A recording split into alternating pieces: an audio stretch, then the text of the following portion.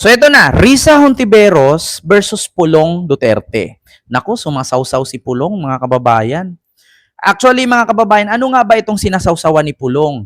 Ito po, mga kababayan, ay patungkol po ito sa yung issue ni alias Rene at ni Risa Hontiveros. So ito po, ipaparinig ko sa inyo, mga kababayan, kung ano itong sinasabi ni Pulong Duterte. Ito po ay mula sa Politico News. Ito po.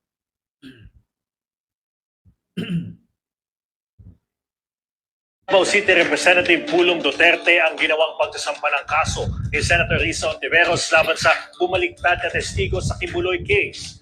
Sa halip, binanatan niya ang senadora sa umano'y pagiging balat sibuyas sa mga kritisismo na aniyay kabaliktaran ng asal ng isang tunay na politiko. Ang iba pang detalyeng yan sa kwento ni Carlo Villaseñor.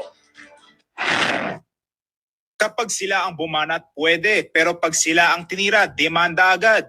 Ito ang reaksyon ni Davao City Representative Pulong Duterte kaugnay ng pagsasampa ng reklamo ni Senator Risa Hontiveros laban kay Michael Murillo alias Rene, ang bumaliktad nitong testigo laban kay KOJC Pastor Apollo Kibuloy. Idinamay pa ni Hontiveros ang ilang kilalang blogger sa mga pinag-iimbestigahan nito sa National Bureau of Investigation. Kantsaw pa ni Congressman Duterte kay Hontiveros ay para namang itong hindi politiko. Dapat ay sanay umano ito sa mga ganitong pag-atake. Sabay banggit sa mga binitawang paratang sa kanya ni dating Senator Antonio Sonny Trillanes IV na kaalyado ni Senator Risa.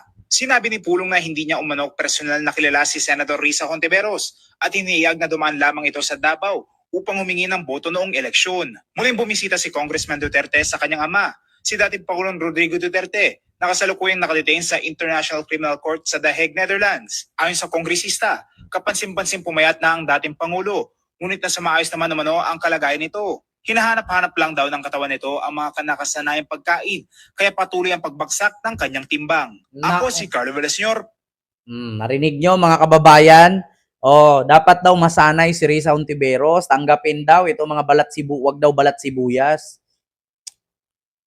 Alam mo, sa totoo lang, mga kababayan, kung alam mo sa sarili mo na tama kay paglaban mo.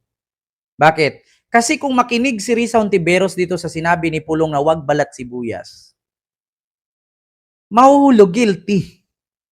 'Di ba? Gusto mo na linisin ang pangalan mo kasi reputasyon mo ang dala. Ako, gusto ko magbigay ng opinion. Itong side ni Hontiveros at side ng mga Duterte, magkaiba. Bakit? Ni minsan sa mga Hontiveros, wala kang nabalitaan na kinasuhan ng crimes against humanity. Ni minsan, wala kang nabalitaan na may kasong confidential fund na in just 11 days ubos. Ni minsan, walang kaso na 7 articles of impeachment. Walang kaso na 4 na complaint sa impeachment. Walang kaso na sangkot sa illegal drug smuggling. So, pagdating kay Senador Risa Hontiveros, dapat lang nalinisin niya ang kanyang pangalan kasi hindi siya pareho sa mga Duterte. Maliban na lang kung pareho sila ng function ni Pulong, okay lang. Maging wag balat sibuyas kasi immune na sila eh. Shh, hoy. Immune na kasi ang mga Duterte sa kahihiyan. Kaya kahit anong sabihin sa kanila ng masakit, wala silang pake. Bakit? Totoo naman eh. Kung i-compare mo yung Risa Hontiveros at si Pulong, ang layo.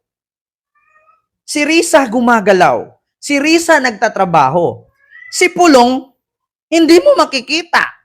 Mismo nga ang kalaban niya sa politika na ang nagsabi, pag ako natalo, wala nang tutulong sa inyo. Kasi siya nga, pag siya nanalo, hindi nyo man siya mahagilap. Maskin sa opisina niya, hindi nyo siya nakikita. Mismo taga Davao City na nagsabi. Di ba? Kaya, kay Senator Risa Hontiveros, karapatan lang niya na linisin niya yung pangalan niya. Kasi wala naman siyang issue na katulad sa issue ng mga Duterte. Kung isipin natin na masira ang pangalan ni Risa, syempre reputasyon niya yan. Kailangan niyang linisin ang pangalan niya kasi nga Risa Hontiveros yan. Kung pagdating natin, compare natin sa mga Duterte, wala yung pakialam kahit anong sabihin ng tao sa kanila kasi sirang-sira na sila. Meron pa bang isisira sa kanila? Matagal na silang sira. Wala nang dapat isira sa kanila.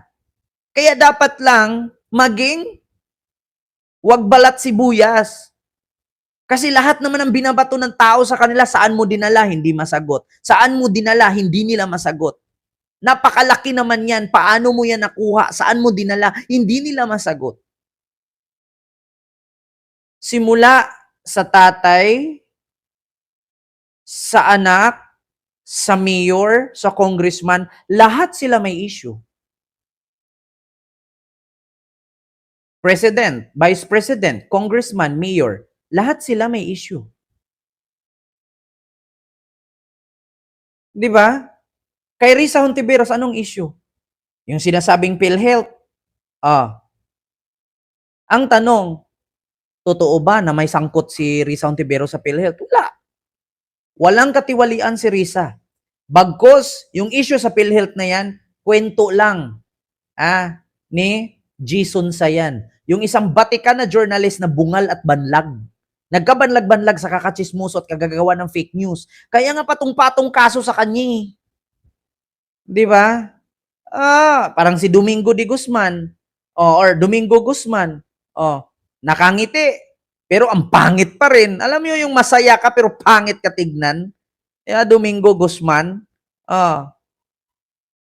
Alam mo, ang bilis sunugin ng mga Duterte, no? Yung pag bumira sila, bara agad.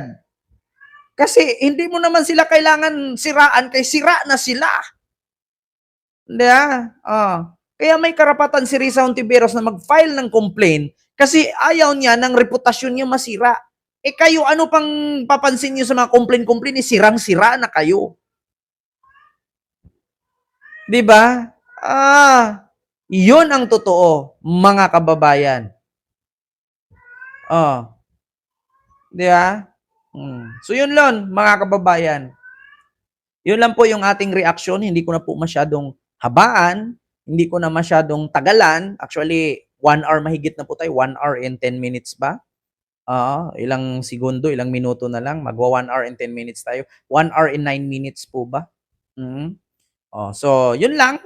Mga kababayan, wala na akong ibang sasabihin. Kung ano lang yung aking nababalitaan, yun lang po yung isi-share ko sa inyo. Hindi naman lahat ng balita na papanood nyo sa TV, at minsan nga hindi pa nilabas sa TV, nauuna pa kami. So yun lang, maraming salamat mga kababayan. No, thank you so much sa pagpapanood sa akin. At yung 2,000 plus na nandyan, pasensya na po kayo. Actually, time check is 10:05 in the evening, Pilipinas time. So, kita-kits po tayo bukas. Sir Joseph, hello po. Kita-kits po tayo bukas ulit dito sa ating live. Ma'am Lynn Sukat, dyan sa Laguna, Santa Rosa, may galab shoutout. Tatay Miroy Astig Official, may galab shoutout kay Sir Kendry. Solo MC, Lito